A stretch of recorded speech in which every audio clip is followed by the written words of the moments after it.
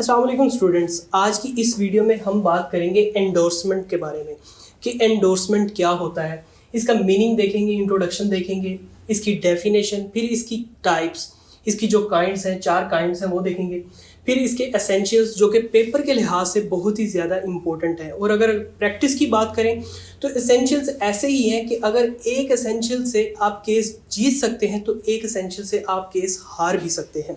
उसके बाद लास्ट में हम बात करेंगे इसकी सिग्निफिकेंस, इसकी इम्पोर्टेंस कि ये इतना इम्पोर्टेंट क्यों है।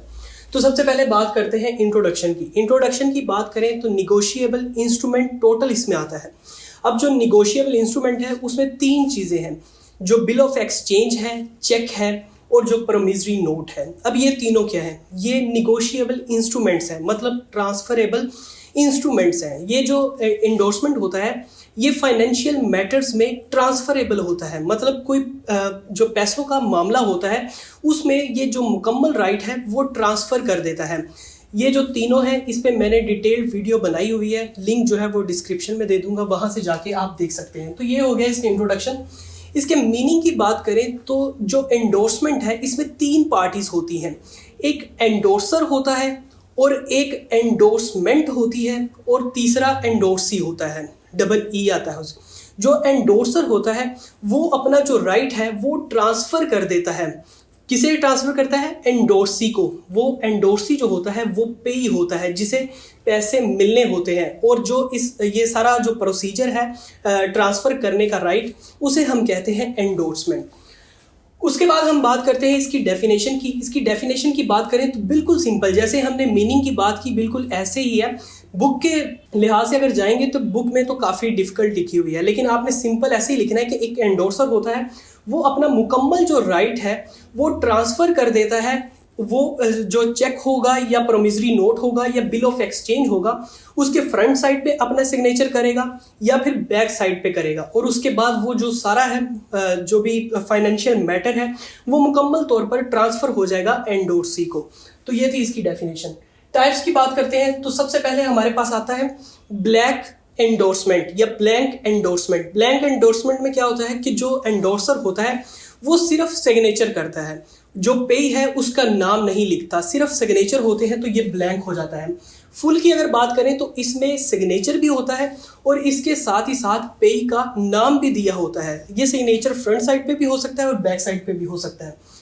तीसरे नंबर पे हमारे पास आता है रिस्ट्रिक्टिव एंडोर्समेंट। रिस्ट्रिक्टिव मतलब किसी को रोकना।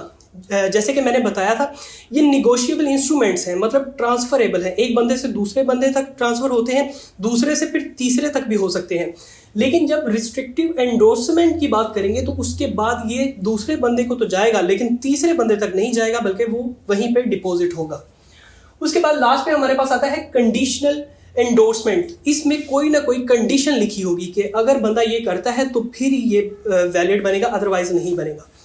उसके बाद हमारे पास आते हैं इसके एसेंशियल्स। इसके एसेंशियल्स की बात करें, सबसे पहले आता है साइन बाय मेकर। जो बनाने वाला है एंडोर्समेंट को उसके अपने सिग्नेचर होने चाहिए, बहुत ही एसेंशियल पार्ट है। उसके बाद मेड बाय मेकर, जिसने इसे बनाया है वो खुद ही बनाएगा, मतलब जो लागू कर रहा है जिसके सिग्नेचर हैं वो खुद ही बनाएगा, ये दूसरा एसेंशियल है। उसके बाद बैक और फेस, जैसे हमने यहाँ पे पढ़ा था, या बैक पे सिग्नेचर करेगा या फेस पे करेगा, सामने करेगा। चौथे नंबर पे इंटेंशन ऑफ एंडोर्सर। एंडोर्सर की इंटेंशन क्या होगी? उसकी इंटेंशन होगी कि ये जो एंडोर्समेंट है इसके ज़रिए से ट्रांसफ़र हो जाए जो भी इंस्ट्रूमेंट है, लीगल डॉक्यूमेंट है। उसके बाद ब्लैंक और फुल। या तो ये ब्लैंक होगा, ब्लैंक मतलब सिर्फ सिग्नेचर होंगे, या फिर ये फुल होगा या पेई का नाम भी होगा उस पर।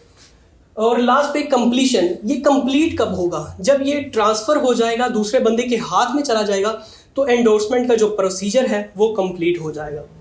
उसके बाद लास्ट में हमारे पास आती है इसकी सिग्निफिकेंस। सिग्निफिकेंस की बात करें तो सबसे पहले आता है ट्रांसफ़र ऑफ ऑनरशिप। सबसे पहले इसकी इंपॉर्टेंस ये है कि जो ऑनरशिप है उसे ट्रांसफ़र कर देता है। ऑनरशिप फाइनेंशियल मैटर्स में, ये कोई प्रॉपर्टी में डील नहीं करता बल्कि ये पैसे में डील करता है। तो जो भी ऑनरशिप है एक पैसे की, एक बंदे के पास इतने बैंक में पैसे हैं तो वो सारे जब ट्रांसफ़र हो जाएंगे तो ये भी एक इसकी सिग्निफिकेंस है। Protection against fraud. फ्रॉड के खिलाफ इसकी प्रोटेक्शन होती है। इसमें एक चेन बन जाती है, जैसे एक बंदे से दूसरे बंदे तक गया, दूसरे से तीसरे बंदे तक गया, तो सबके सिग्नेचर्स वहाँ पे मौजूद होते हैं, तो फ्रॉड से भी बचाता है। ये भी इसकी इंपॉर्टेंस है।